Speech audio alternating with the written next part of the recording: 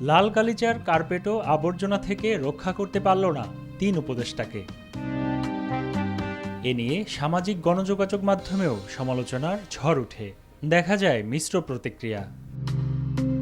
তবে এর ব্যাখ্যা দিতে ঢাকা উত্তর সিটি কর্পোরেশন এক বিজ্ঞপ্তিতে জানায়, রাস্তাটি অনেক ঢালু ও কাদামাটির হওয়ায় এবং এক্সকাভেটরের ফ্লোর পিচ্ছিল থাকায় অতিথিদের নিরাপদ যাতায়াত নিশ্চিত করার জন্য এবং চলাচল এলাকা দৃষ্টিগ্রাহ্য করতে একটি লাল রঙের কার্পেট সদৃশ ম্যাট ব্যবহার করা হয়েছে।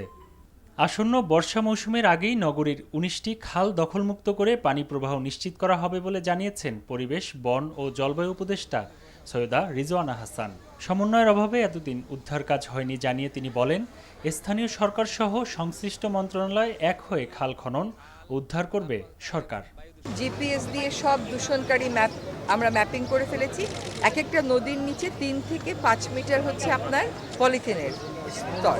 এগুলো তুলবার জন্য আলাদা ড্রেজার লাগে, সেগুলো আমাদের নেই। তো এই কাজগুলো জাতীয় পর্যায়ে হচ্ছে, তারপরে আন্তর্জাতিক পর্যায়ের অভিজ্ঞতাকে সমন্বয় করে আমরা আশা করি এই বাজেটেই আমরা কিছু অর্থের সংস্থান করব এবং আমাদের উন্নয়ন সহযোগী অনেক সংস্থা বলেছে তারা আমাদেরকে এই কাজটা করতে সাহায্য করবে। তাহলে আমরা কাজটা শুরু করে দিয়ে যাব, তারপরে পরবর্তী সরকার এসে দায়িত্বটা নিয়ে। কিন্তু আমাদের যে প্রকল্পগুলো হয় এগুলো না সমস্যার মূলটাকে আক্রান্ত না করে সমস্যার চারপাশ দিয়ে ঘুরতে থাকে, যার জন্য আমরা দেখি যে অনেক টাকার প্রকল্প আসে, টাকাও ব্যয় হয় কিন্তু কাজটা হয় না। তো আমাদেরকে কাজ করতে হবে, আমাদেরকে রেগুলেশনে যেতে হবে। এইটা আপনি একভাবে চলে চলে অভ্যাস হয়ে গেছে আপনার ২০ বছর, ২৫ বছর, ৩০ বছর। আপনি দেখেছেন যে আমরা হাজারিবাগ থেকে ট্যানারি সরিয়েছি, কত লম্বা আইনি প্রক্রিয়া। It's a time consuming process. আমরা আমাদের অভিযান চালিয়ে যাব। বর্ষা মৌসুম এলেই অল্প বৃষ্টিতে তলিয়ে যায় রাজধানী ঢাকার বেশিরভাগ এলাকা, যার অন্যতম কারণ নগরীর অকেজো ড্রেনেজ আর অপর্যাপ্ত জলাশয়। এসব সমস্যা সমাধানে গেল কয়েক দশক হাজার কোটি টাকার প্রকল্প নিয়েছে সরকারি বিভিন্ন সংস্থা, কিন্তু এর সুফল পায়নি নগরবাসী। এর আগে ব্লু নেটওয়ার্ক তৈরি করে শহরের জলাবদ্ধতা নিরসনের কথা জানান উপদেষ্টা আসিফ মাহমুদ সজীব ভুঁইয়া।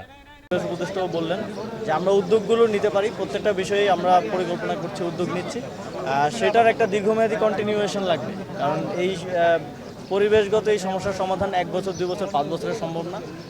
এটা দীর্ঘমেয়াদী এবং এটা একটা কন্টিনিউয়াস প্রসেস, এটা কন্টিনিউ রাখতে হবে। তবে আমরা মনে করি যে সংস্কার কাজটা আমাদের দায়িত্ব, এই দায়িত্বটা আমাদের পূর্ণ। বিগত সরকারের আমলে দুর্নীতির মাধ্যমে দেশের অনেক ক্ষতি হয়েছে জানিয়ে তার পুনরাবৃত্তি হবে না বলে জানান শিল্প উপদেষ্টা আদিলুর রহমান।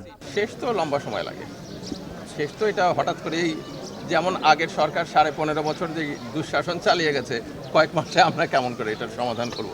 আমরা কাজটা শুরু করেছি যাতে এই অপশাসনের যে অবস্থা তৈরি হয়েছিল তার থেকে বের হয়ে আসে।